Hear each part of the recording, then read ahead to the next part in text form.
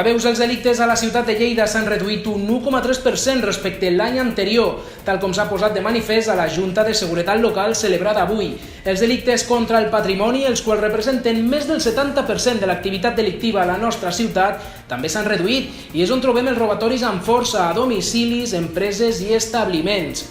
D'altra banda, els robatoris amb violència i intimidació també s'han reduït un 11%. Malauradament, però, hem de lamentar un increment d'un 9,3% en el robatori amb força a l'interior de vehicles i també un increment en el nombre de denúncies per violència de gènere, passant de les 256 a les 319.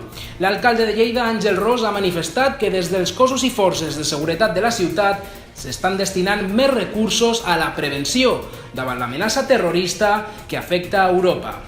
Gràcies per la vostra atenció. Recordeu que podeu continuar informats a les nostres xarxes socials. Fins aviat.